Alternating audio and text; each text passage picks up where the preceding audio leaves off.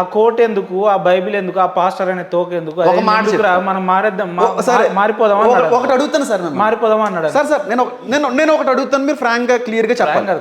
Clear గా చెప్పండి. ఏంటి చావు బ్రతుకుల మధ్యన ఉన్నారండి. అవును, చచ్చిపోయేలా ఉన్నారు, రోడ్డు మీద పడిపోయారు, రక్తస్రావం అయిపోయింది, భయంకరంగా బ్లీడింగ్ అవుతా ఉంది. అందరూ అటు ఇటు పోయే వాళ్ళు అందరూ చూస్తున్నారు కానీ ఎవడో పట్టించుకోలేదు. ఒక్కడ మాత్రం పట్టించుకుని రిస్క్ అయినా పర్లేదని చెప్పి హాస్పిటల్ తీసుకుని వెళ్ళి అడ్మిట్ చేసి సంతకం పెట్టి బ్లడ్ ఇచ్చి ఆ వ్యక్తి మిమ్మల్ని బ్రతికించాడండి. వెళ్ళిపోయాడు, మీ దారిని మీరు వెళ్ళిపోయారు, ఫ్రెండ్స్ అయ్యారు. మీ తల్లిదండ్రులకి ఆ వ్యక్తి అంటే నచ్చలేదు. ఆ వ్యక్తితో నువ్వు మాట్లాడడం మానేయాలి అంటే మీరు మానేస్తారా? మానితే మీకు మానవత్వం లేదని అర్థం అండి. అవును, నేను నాకు మానవత్వం లేదు, నేను స్వార్థపరుని. ఎందుకంటే తల్లిదండ్రులకు ఆయన వాళ్ళ కడుపులో పుట్టిన బిడ్డగా వాళ్ళకే రెస్పెక్ట్. నేను మానేస్తాను, నేను స్వార్థపరుణ్ణి అని మీరు అంటున్నారంటే మీలో మంచి లేదనే కదా. అవును, మీకు గ్రాటిట్యూడ్ లేదనే కదా, మీకు కృతజ్ఞత లేదనే కదా. వినండి, నన్ను కన్నా నా తల్లిదండ్రులకు గౌరవం ఇవ్వడం, మీ ప్రాణాన్ని రక్షించిన వ్యక్తిని మీరు మర్చిపోతే మీకు గ్రాటిట్యూడ్ లేదండి. రక్షించారని అంటారు, అసలు ప్రాణం ఇచ్చిన మీకు కృతజ్ఞత లేదండి. వినండి సార్, ప్రాణం ఇచ్చిన వాళ్ళే, కానీ చచ్చే సమయంలో చావు బతుకులో కాపాడిన వ్యక్తిని మర్చిపోతారు. ఏదో ఒక రోజు అయితే చచ్చిపోతా కదా, చచ్చిపోతారు సార్, మళ్ళీ పుట్టలేను కదా సార్. ఇప్పుడు తల్లిదండ్రులకు జన్మించారు, మీరే నేను మీ అంత మంచోని కాదు, నేను మందావుతా, నేను అన్ని చేస్తా. మీరంటే ఇప్పుడు పరిశుద్ధంగా ఉన్నారు సార్, నేను స్వార్థ సార్. నేను మందు తాగే వాళ్ళు చెడ్డోళ్ళు అంటలేదు సార్, మానేస్తే చాలా తెలివిగా సమానం చెప్తాను. నేను ఏమంటున్నా అంటే తల్లిదండ్రుల్ని దాటవేయాలని ఏ గ్రంథంలో ఉంది, ఏ దేవుడు మీకు బ్రదర్ ఒకటి చెప్పాలి, ఆలోచనని దాటేయాలి సార్. నేను స్వార్థపరుణ్ణి అన్నప్పుడే మీలో మానవత్వం కోల్పోయినటువంటి, అసలు నాకు మానవత్వమే లేదండి. మరి మనుషులు మీరు ఎలా అవుతారు?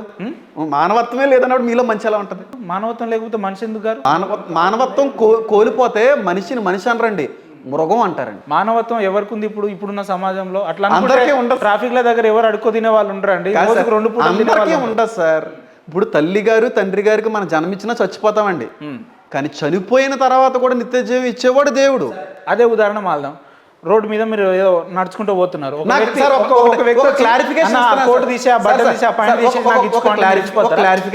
నిమిషం అన్న, నాకు ఆ కోటు నచ్చింది, షర్టు పాయింట్ నచ్చింది, 3 పేసి నువ్వు ఉత్తనే వెళ్ళిపోతారు. ఆ వ్యక్తి ఉద్దేశపూర్వకంగా నన్ను అవమానించాలని నేను చెప్పేదానండి. చెప్పండి, ఉద్దేశపూర్వకంగా నన్ను అవమానించాలని, నన్ను వస్త్రహీనుడిని చెయ్యాలని కావాలని అడిగాడు అనుకోండి, ఇవ్వనండి. కానీ ఒకవేళ నిజంగానే బట్ట లేకపోతే, నిజంగానే చలికి అతలకుతలం అయిపోతుంటే అడగకుండా ఇస్తానండి. ఎందుకో చెప్తున్నాను చూడండి. నేను 9th క్లాసులో ప్రగతి అనేటువంటి స్కూల్లో చదువుతున్నప్పుడు నేను ప్రైవేట్ బస్ ఏదో మిస్ అయ్యానండి, ఆర్టీసీ బస్సులో వెళ్తున్నాను. ఆర్టీసీ బస్సులో వెళ్తున్నప్పుడు నా ఎదురు సీట్లో కూర్చున్నటువంటి, అది ఏ స్కూల్ అమ్మాయి తెలియదు, వైట్ డ్రెస్ వేసుకున్నారు. ఆ అమ్మాయి ఆ టైంలో అయ్యింది, బ్లడ్ అంటుకుపోయిందండి. మీరు నమ్మంటే నమ్మకపోండి, 9th క్లాస్లో షర్ట్ ఇప్పేసిన వ్యక్తినండి నేను. 9th క్లాస్లో షర్ట్ ఇప్పేసిన వ్యక్తిని. ప్రభాస్ సినిమాలు బాగా చూస్తాను. కాదు సార్, మీరు మంచి గురించి మాట్లాడకండి సార్. చెప్పండి సార్.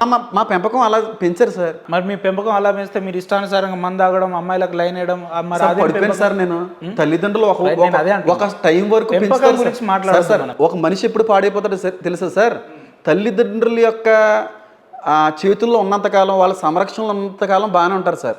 తల్లిదండ్రుల చేతులు ఎప్పుడైతే పికలించుకొని మీరేటి నా మీద ఆధిపత్యం చేయడం, నాకు స్వేచ్ఛ లేదా, నాకు నచ్చినట్టుగా నేను బతకూడదని బయటికి వెళ్ళినప్పుడే పాడవుతారండి. అప్పుడే పాడవుతారు. అంటే మీరు మీ అమ్మ నాన్నలకు గౌరవం ఇవ్వరని అర్థం. గౌరవం కాదు సార్, మా తల్లిదండ్రుల మాటకు గౌరవం ఇవ్వలేదండి.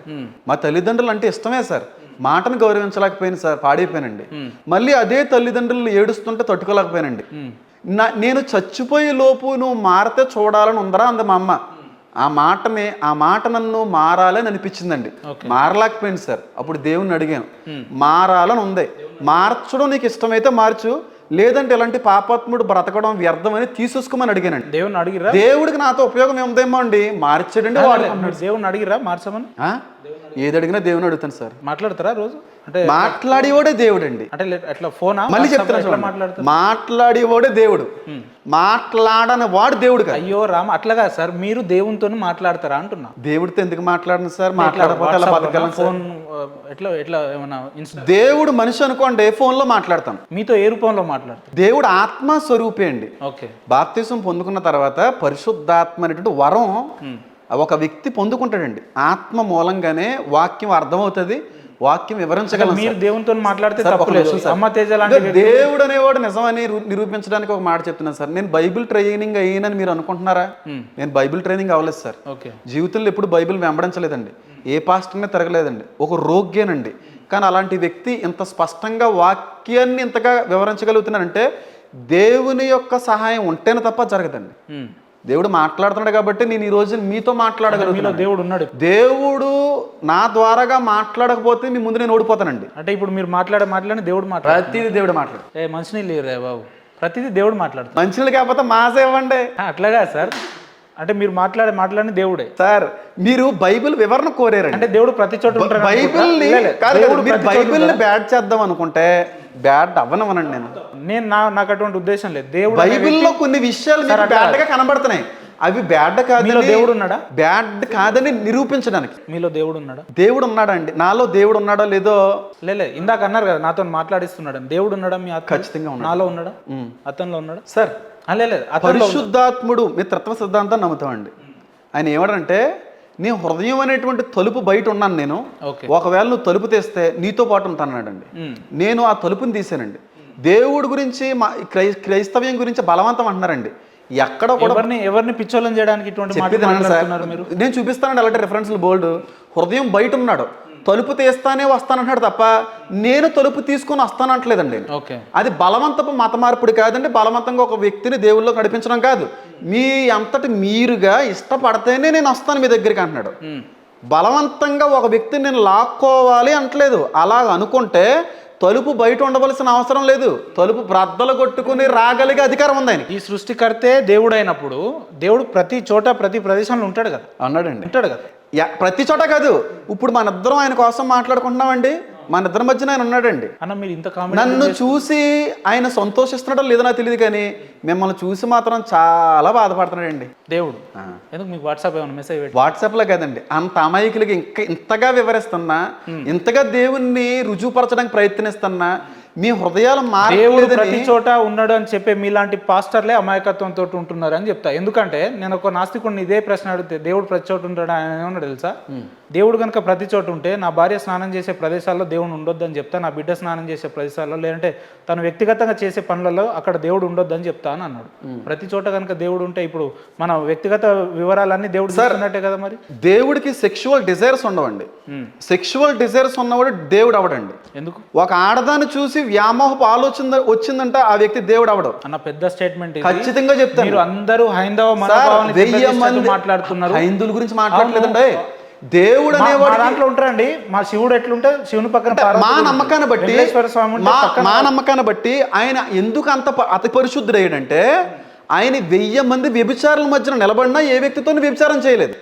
100 మంది ఆడవాళ్ళతో తిరిగినా ఏ ఆడదాన్ని కూడా చూడలేదు. ఇదే మరియమ్మ కడుపులో పుట్టిన యేసుక్రీస్తు మాత్రం దేవుడు అవ్వచ్చు. దేవుడు అనేవాడికి సెక్షువల్ డిజైర్స్ ఉండకూడదు. దేవుడికి మనిషికి ఒకే రకమైనటువంటి ఈ ఉంటే ఫీలింగ్స్ ఉంటే మనం దేవుళ్ళు అయిపోతాం సార్. దేవుడు అనేవాడికి సెక్షువల్ డిజైర్స్ ఉండడం కరెక్ట్ అంటారా? ఒక ఆడదాన్ని చూసి వ్యామోహాన్ని తట్టుకోలేకపోవడం అనేటువంటిది దేవుళ్ళు ఉండేటువంటి స్వభావం అంటారా? కాదు సార్. దేవుడు అనేవాడు మానవుడికి అతీతుడు, అతి పరిశుద్ధుడు. ఆ దేవుడికి ఇలాంటి డిజైర్స్ ఉండవు సార్. అలా ఉంటే బైబిల్లో చాలా పాపాలు చేతులు వేసాయా. ఏ ఆడదాంతో అయినా పాపం చేసినట్టుగా మీరు చూపియండి. దేవుడు ఒక స్త్రీ స్నానం చేస్తున్నప్పుడు లేకపోతే బట్టలు మార్చుకున్నప్పుడు ఏదో వ్యామోహ ఆలోచన బట్టి ఆయన ఉండబట్టలేక ఒక స్త్రీతో పాపం చేసినట్టుగా బైబిల్లో ఎక్కడన్నా యేసుక్రీస్తు ప్రభు వారి గురించి మాట్లాడితే బైబిల్ వదిలేస్తాను. అట్లా ఎవరు చేయరు అంటున్నా. చేస్తే దేవుడా కాదని నేను అంటున్నాను. దేవుడు ఎట్లయితాడు? నేను అదే అంటున్నాను. దేవుడు కాదు కదండి. మరి మీరు నా భార్య స్నానం చేస్తున్నప్పుడు నా బిడ్డలు బట్టలు మార్చుకుంటున్నప్పుడు దేవుడు అనేవాడు అక్కడ ఉండకూడదు అని అంటున్నారంటే దేవుడు అనేవాడికి అలాంటి ఫీలింగ్స్ ఉంటేనే ఉండకూడదని కోరుకుంటారు. మీరే చెప్పారు కదా దేవుడు ప్రతి చోట ఉంటాడు. ప్రతి చోట ఉంటాడండి. ఇప్పుడు ఆడబిడ్డలు స్నానం చేస్తున్నారండి, ఎవరో బుద్ధిహీనుడు దుష్టుడు ఆ ఆడబిడ్డ స్నానం చేస్తున్నప్పుడు దృశ్యాన్ని క్యాప్చర్ చేయాలనుకుంటాడు. అక్కడ ఉండి ఏదో రకంగా ఎవరో ఒకరికి చూపించి ఆడిని పట్టించాలని దేవుడు చూస్తూ ఉంటాడు. అంతేగాని ఆ నగ్న దృశ్యాల్ని 100 మందికి చూపించాలనుకునేవాడు దేవుడు కాదు. ఇలాంటి ఆలోచనలు ఉన్న వ్యక్తులు ఎందుకు మరి కాదు సార్. మీరు ఆలోచించండి సార్ కెమెరామెన్ ఉన్నారు, ఇక్కడ యూత్ ఉందండి. దేవుడు అనేవాడికి సెక్షువల్ డిజైర్ ఉంటే దేవుడు ఎందుకు అవుతాడు సార్? నా దేవుడికి లేవండి. ఆడవాళ్ళ మధ్యన వ్యభిచారుల మధ్యన తిరిగి వ్యభిచారం చేయలేదు ఆయన, ఏ పాపం చేయలేదు. చేసుంటే చూపించమన్నాడు, సవాల్ ఇసిరాడు ఆయన. ఏ దేవుళ్ళకు సెక్సువల్ డిజైర్స్ ఉండవు. నాకు ఏ దేవుడు మానవ పుట్టుకలో వినండి, మానవ పుట్టుకలో ఏ దేవుడికి సెక్సువల్ డిజైర్స్ ఉండవు. మీరు కాంట్రవర్సీ నేను చెప్పేదానండి. మీరు మాట్లాడేది నేను ఏ దేవుళ్ళని కానీ ఏ దేవతలను కానీ ఏ మత గ్రంథాలను కానీ దూషించను. ఓకే, దూషించను నేను ఎప్పుడు. ఏ దేవుళ్ళకి సెక్సువల్ డిజైర్ అని అంటే ఇండైరెక్ట్ గా మీరు మా హిందూ మనోభావాలు నేను చదవలేదండి. మా దాంట్లో శివుడు ఉంటే పార్వతి ఉంటాడండి, వెంకటేశ్వర స్వామి ఉంటే ఇంకో తల్లి. మీ నమ్మకం సార్, నేను దాన్ని గౌరవిస్తాను. నేను దాన్ని గౌరవిస్తా అంటారు. దేవుడు మీ దేవుణ్ణి గౌరవిస్తాను. మా నమ్మకం ప్రకారంగా, మా ధర్మశాస్త్రం ప్రకారంగా దేవుడు అనేవాడు అతి పరిశుద్ధుడు, అతి పరిశుద్ధుడు. మా నమ్మకం, మా బైబిల్ చెప్తుంది. ఆ నమ్మకాన్ని బట్టి మా దేవుళ్ళలో అలాంటి పరిశుద్ధమైనటువంటి అనుభవాలు, క్యారెక్టర్స్ ఉన్నాయి. అసలు బైబిలే చక్కగా లేదంటే మళ్ళీ అతి పరిశుద్ధుడు అని మీరు మాట్లాడుతున్నారు ఎందుకు సార్? మారల్ సైన్స్ అని చిన్నప్పుడు బుక్ ఉండేదండి. మారల్ సైన్స్ చదివేవారా? విన్నా నేను. మీరు నాకు తెలిసి ఏదో చదివినారు, ఏదో పొలిటికల్ ఎంఏ పాలిటిక్స్ చేశారు. మారల్ సైన్స్ గురించి మీకు అవగాహన లేకపోవడం ఏంటి? మారల్ సైన్స్ అనేటువంటి బుక్లో మంచి చెళ్ళు ఉంటాయా, మంచి మాత్రమే ఉంటుందా? చెప్పండి. మీరు చెప్పండి. ఉంటాయి. ఎందుకున్నాయి? మంచిని నేర్చుకోవాలి, చెడు విషయంలో జాగ్రత్త పడాలి. బైబిల్లో మంచి ఉంది, మంచిని నేర్చుకోవడానికి. చెడు చేసిన వాళ్ళు జీవితం నాశనం అయిపోయినాయి, వాళ్ళ వల్లే మీరు చెడు చేయకూడదని చెప్పి జాగ్రత్త సూచన ఉంచడానికి ఉంచాడు. అంతే తప్ప బైబిల్లో ఎటువంటి చెడు దేవుడు ఎక్కడ ఏ చెడు, ఏ పాపం, ఏ విచారం చేయలేదు. మనుషులు చేసిన తప్పులు మనుషులకే ఆపాదించాలి. మనుషులు చేసిన తప్పుల్ని దేవుడి మీదకి ఆపాదించడం పూర్తిగా వ్యతిరేకం అంటాను సార్ నేను. పోనీ ఎక్కడన్నా దేవుడు అలాంటి పాపాలు చేస్తూ చూపించండి సార్. బైబిల్లో అటువంటి సందర్భాలు ఏం లేవు సార్. దేవుడి గురించి మాట్లాడుతున్నానండి, దేవుడు చేసినట్టుగా చూపించమంటున్నాను. టు బి ఫ్రాంక్లీ, దేవుడు రాసిందే కదా బైబిల్ సార్. దేవుడు రాయించాడు, దేవుడు చేసింది కాదు. రాయించడం వేరు, చేయడం వేరు. దేవుడు భౌతికంగా కానీ, ప్రత్యక్షంగా కానీ, పరోక్షంగా కానీ, మీరు ఎందాక అన్నట్టుగా ఏ స్త్రీతో అయినా పాపం చేసినట్టుగా దేవుడు చేసినట్టుగా చూపించండి, నా బైబిల్ నేను వదిలేస్తాను సార్. ఎందుకు అంత కాన్ఫిడెన్స్ గా మాట్లాడుతూ? నా కాన్ఫిడెన్స్ ఎందుకు వచ్చిందంటే దేవుడి మీద ఉన్న కాన్ఫిడెన్స్ సార్, నా గ్రంథం మీద ఉన్న కాన్ఫిడెన్స్ సార్. మనుషులు చేసిన తప్పులు దేవుని అనకండి సార్. నేను చెప్తున్నానండి, ఇప్పుడు వివేకానంద స్వామి గారి మీద ఒక చెడ్డ అభిప్రాయం ఉంది సార్. ఆ చెడ్డ అభిప్రాయం ఉందని చెప్పి స్వామీజీలు అందరూ అలాంటి వాళ్ళు అంటే బాధ ఏదండి? మంచి స్వామీజీలకి బాధ ఏదా? పురోహితులు అందరూ కూడా లంచగొండులే అంటే బాధ ఏదా మంచి పురోహితులకి? చెప్పండి. సిద్ధాంతులు అందరూ కూడా మోసగాళ్ళు అంటే మిగతా మంచి సిద్ధాంతులకి బాధ కలిగించదా? అందరూ మంచోళ్ళు ఉంటారని నేను అనట్లేదండి. పాస్టర్లో మంచోళ్ళు ఉన్నారు, చెడ్డవాళ్ళు ఉన్నారు. రాధా మనోహర్ దాస్ గారి టాపిక్ ఉదాహరణలు చెప్తుంటే రాధా మనోహర్ దాస్ గారు రాధా మనోహర్ దాస్ గారిని ఇక్కడ కూర్చోబెట్టేయండి, ఇక్కడ కూర్చోబెట్టమని 3 ఛానల్లో చెప్పాను. ఆయన ఎదురు కూర్చో అర్హత ఉందా మీకు? రాధా మనోహర్ దాస్ గారు ఎదురు కూర్చో అర్హత మీకుందా? ఆయన ఏమన్నాడంటే, మా పూర్వీకులు ఎవరైనా కూడా హైందత్వానికి సంబంధించిన వాళ్ళే అయి ఉండాలి. ఎందుకంటే ఆయన చేతకానుడు అని అర్థమవుతుంది. చేత అయినాడు అనుకోండి, క్వాలిఫికేషన్ ఉంది సార్. దమ్ముంటే మీరు ఎట్లా చెప్తారు సార్? గట్స్ ఉంటే, మీరే కాపీ పేస్ట్ బ్యాచ్ కాదండి, గట్స్ ఉంటే, ధైర్యం ఉంటే, ఒక వ్యక్తిని ధైర్యంగా నేను ఫేస్ చేయగలను అనేటువంటి విశ్వాసం ఉంటే, అవతలోడు ఎలాంటోడు ఏ పుట్టికేటని కాదు, మ్యాటర్ ఉందా లేదా అని రావాలండి. నాకు మ్యాటర్ ఉంది రమ్మానండి. హైందువులకు పుట్టిన వాళ్ళు అయితేనే చేస్తాడా? పైగా వీర్యంలో హైందవ వీర్యం ఉంటుందా? నాకు పంపించాడు ఆయన రికార్డింగ్. అది చూపిస్తాను ఎంత బ్యాడ్ అయిపోతాడండి. అంటే స్పెర్మ్లో హైందవ స్పెర్మ్ ఉంటుందా, క్రిస్టియన్ స్పెర్మ్ ఉంటుందా, ఇస్లాం స్పెర్మ్ ఉంటుందా? మరి హైందవ స్పెర్మ్ ఏంటండి? పోనీ అలాగ ఉంటుంది చెప్పండి, నేను కూడా మతం మారిపోతాను సార్. నేను హిందూ వీర్యానికి పుట్టనోడు ఎవడన్నా ఉంటే అంటున్నాడు. కరెక్టే కదా ఆయన. హిందూ వీర్యం ఉందా? వీర్యంలో హిందూ వీర్యం, క్రిస్టియన్ వీర్యం, ఇస్లాం వీర్యం ఉందా సార్? ఎంత జ్ఞానం లేని మాటలండి అయ్యి. ఉంటుందండి ఎక్కడన్నా హిందూ వీర్యం ఉంటుందా? ఆయన పంపించాడండి రికార్డింగ్. చెప్తే ఆయన గౌరవం పోద్ది కాబట్టి నేను మాట్లాడలేదండి. ఆయన గౌరవానికి భంగం కలిపారా మీరు? సార్ నేను అలాంటిది కాదు సార్. ఒక వ్యక్తిని బ్యాడ్ చేయాలన్న ఆలోచన అయిందేమో, నాకు అది ఇవ్వలేదు. నాకు దేవుడు ఆ అధికారం ఇవ్వలేదు సార్. ఒక వ్యక్తిని బ్యాడ్ చేయాలి అని చెప్పి దేవుడు నాకు ఎక్కడ అధికారం సార్. మీ పాస్టర్లు చంపేస్తాం, నరికేస్తాం అంటే తప్పులేదు, కానీ మా లాంటి హైందవ సోదరులు సంస్కృతి సాంప్రదాయాల గురించి మాట్లాడితే మీకు నొప్పి వచ్చి ఎవరిని చంపేస్తున్నామండి బాబు? ఎవరెవరు? అజయ్ బాబు గారు ఎవరండి? ఆయన పాస్టరా? అజయ్ బాబు గారు ఎవరు? విన్నారా పేరు ఎప్పుడన్నా?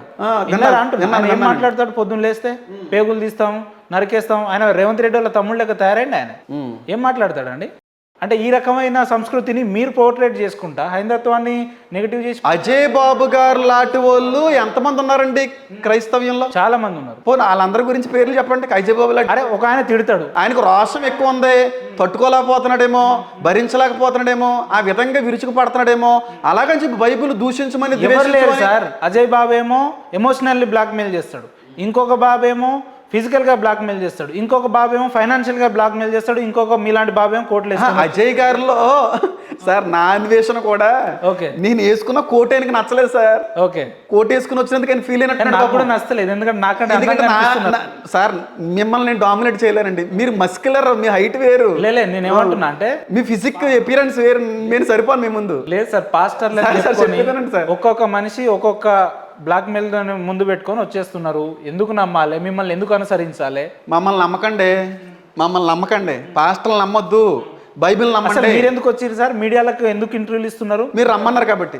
ఓకే, నేను రమ్మన్నా సార్, మిగతా ఛానల్స్ ఎందుకు బైబిల్ మిమ్మల్ని మీరు పోర్ట్రేట్ చేసుకోవడానికే కదా. బైబిల్ ని పరిశుద్ధమైందని రుజువుపరచడానికి అక్కడికైనా వెళ్తాను సార్ నేను. ఓకే, మీరే కదండి, ఎవరు ఏ ఛానల్ బైబిల్ పరిశుద్ధమని రుజువు చేయడానికి 2000 సంవత్సరాలు సరిపోలేదండి. మీరు 100 సంవత్సరాలు ఏం సరిపోతుంది? మీకు ఇప్పుడు ఎంత 40-30 ఉంటది, నాకు 34 ఉన్నాయండి. కాదు సార్, 30 చెప్పిస్తున్నాను సార్. బైబిల్ ని మీ గ్రంథం పరిశుద్ధం అని చెప్పుకోవడానికి మీకు 2000 సంవత్సరాలు పట్టిందండి. మా గ్రంథాలు పరిశుద్ధం అని మేము చెప్పుకోవాల్సిన అవసరం లేదు. మొదటి నుంచే మేము పరిశుద్ధం కాబట్టి దాని గురించి మేము ఒక మైక్ వేసుకొని ఒక వెహికల్ పెట్టుకొని ఊర్లలోకి వెళ్ళి మేము చెప్పాం. మహాభారతం, రామాయణం, పురాణాలు, ఇతిహాసాలు, వేదాలు మేము ఎవరికి చెప్పాం. ఎందుకు చెప్పామంటే మా పుట్టుకలతోటే మీరు నన్ను ఎంత రెచ్చగొట్టినా నేను ఏ హైందవ దేవుణ్ణి కానీ, దేవతని కానీ, హిందువుని కానీ ఎవరిని నేనేమన్నా సార్? తిట్టమనట్లేను సార్. మేము వెళ్ళమంటే మీరు వెళ్ళి ఈ ధర్మాన్ని నలుగురు తెలియజేయండి అని మీ గ్రంథంలో రాయలేదు. మా గ్రంథంలో రాశాడు దేవుడు. ఎందుకు రాశాడంటే మీ గ్రంథాలలో అత్యంత పురాతనమైన వ్యవస్థల్ని కానీ లేదంటే మంచి ఆలోచనలు లేవండి. లేని దాన్ని మీరు హైలైట్ చేసుకుంటున్నారు. ఇప్పుడు హైలైట్ అవని షూట్లనే ఎక్కువ చేసుకొని మేము హైలైట్ చేసుకుంటాం కదా. ఎవరండి? మేమండి. సార్ నేను ఒకటి చెప్తున్నాను చూడండి.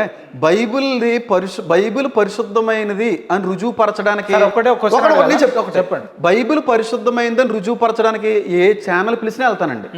అంతకు మించి ఎక్స్ట్రాలు అయితే వెళ్ళనండి. మీ బైబిల్ మీరు రుజువుపరచుకుంటే ఎవడన్నా పిలిచడం అనుకోండి, వెళ్ళి రుజువుపరుస్తాను. వాళ్ళ గ్రంథాల జోలికి వెళ్ళనండి.